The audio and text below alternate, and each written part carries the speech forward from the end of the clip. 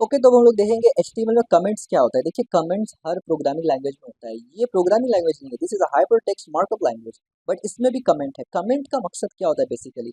Programming language में, database language में हर जगह कमेंट का मकसद एक ही होता है, वो ये होता है कि कमेंट में आप जो भी लिखते हैं ना, वो आप तो देख पा रहे हैं, लेकिन कंपाइलर उसको कंपाइल नहीं करेगा। यानी जब वो कोड रन होगा, तो जो भी चीज़ कमेंट के अंदर आपने डाला है ना, वो उसको इग्नोर कर देगा और बाकी कोड को रन करेगा। और कमेंट लिखने का मेजर मकसद क्या है? मेजर मकसद ये है कि आपको पता चले कि कौन सा कोड क्या काम कर रहा है।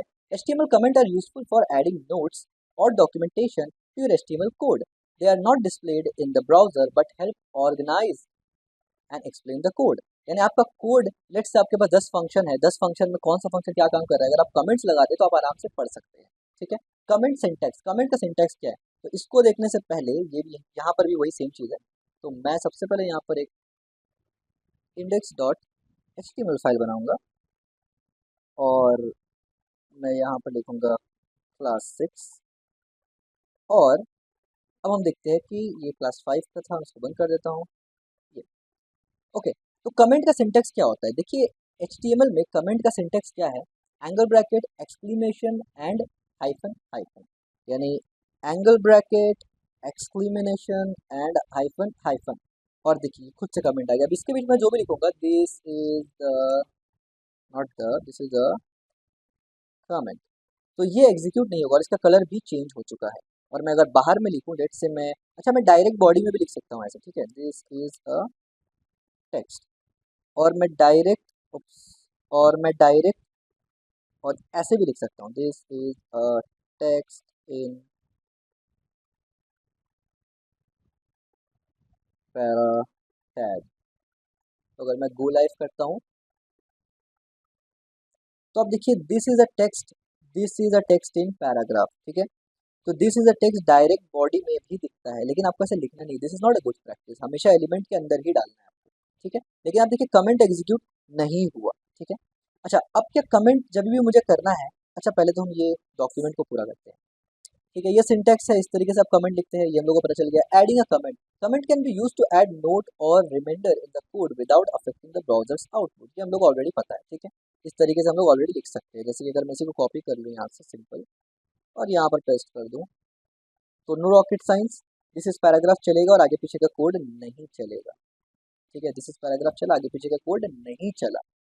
Now, hiding content, you can use comment to hide part of your code, which is helpful when want to temporarily remove content without deleting it. आप इस तरीके से कर सकते हैं। अच्छा, ये तो हम लोगों ने किया, बट आप एक और तरीके से भी कर सकते हैं। देखिए, आप इस तरीके से भी कमेंट कर सकते हैं। अगर मैं इस ईज में, मैं अगर यूं कर दूं, यूं कर दूं और यूं कर दूं, और फिर यहाँ पर आके यूं यूं और ब्रैकेट को बंद, तो अब देखिए, तो अब जब ये ब्राउजर में दिखेगा तो क्या दिखेगा? यहाँ पर सिर्फ बीच का पार्ट नहीं दिखेगा, यानी दिस पैराग्राफ दिखेगा, इज अ नहीं दिखेगा, क्योंकि उसको मैंने कमेंट कर दिया। और VS कोड में आपको ये दिख भी रहा है कि ये कमेंटेड हो चुका है। तो अब देखिए दिस पैराग्राफ। तो बहुत से लोगों को ये नहीं पता कि बीच में भी कमेंट कर सकते हैं, ये सब बीच में भी कमेंट कर सकते हैं। अच्छा, तो क्या कमेंट जब भी मैं करूँगा बार बार मुझे ये इतना लंबा सिंटेक्स लिखना पड़ेगा? बिल्कुल भी नहीं। लेट्स से मैं यहाँ पर एक H1 लेता हूँ, मैं लिखता हूँ दिस इज हेडिंग, तो ये वेबसाइट में दिख जाएगा।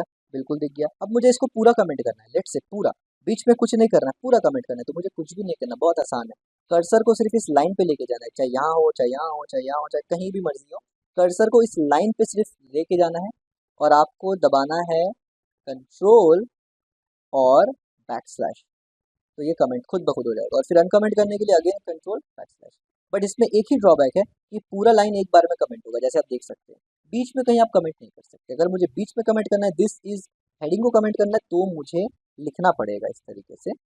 तब मुझे, सॉरी, तब मुझे इस तरीके से लिखना पड़ेगा, तब जाके ये कमेंट होगा। ठीक है। अब ये क्या दिखेगा? This is. ठीक हो गया। तो यहाँ पर भी वही लिखा है कि मल्टी लाइन। अच्छा, एक और है कि आप मल्टी लाइन कमेंट भी कर सकते हैं, वो भी आप आराम से कर सकते हैं। यानी मल्टीपल लाइन को अगर आपको कमेंट करना है, वो भी कर सकते हैं। हाइडिंग सेक्शंस, ये भी कर सकते हैं आप। हाइडिंग इनलाइन कंटेंट, जो हमने अभी देखा कि कंटेंट के बीच में कुछ पार्ट को आप हाइड कर सकते हैं। और सिंटेक्स ये होता है, चैप्टर समरी में क्या ही था, कुछ भी नहीं था, कमेंट तो बड़ा आसान होता है। ये सिंटेक्स है कमेंट ऐड करने के लिए। ये सिंटेक्स आपको इसलिए इंपॉर्टेंट है क्योंकि अगर आप बीच में किसी लाइन को कमेंट करना चाहते हो तो आपको ये लिखना पड़ेगा, लेकिन अगर आपको पूरा कमेंट करना है या मल्टी लाइन कमेंट करना है तो आप आराम से कर सकते हैं। मैं इसको मान लीजिए रिमूव करता हूँ फिलहाल, इसको भी रिमूव करता हूँ फिलहाल, और ये ठीक है, इसको भी मैं रिमूव करता हूँ फिलहाल। ठीक है, बल्कि इसको क्यों रिमूव करता हूँ, बल्कि मैं यहाँ पर हेडिंग लिख देता हूँ। ठीक है, अच्छा अब मुझे ये तीनों को कमेंट करना है तो मैं कैसे करूँगा, एक एक करके करूँगा, बिल्कुल भी नहीं। आप कर्सर ले जाइए, तीनों को सिलेक्ट करिए, कंट्रोल बैकस्लैश, सब कमेंट हो जाएगा।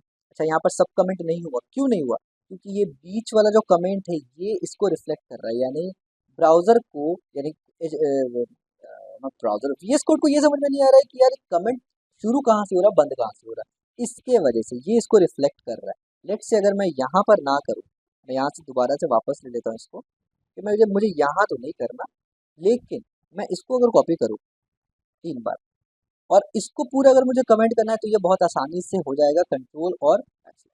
तो अब देखिए पूरा कमेंट हो गया।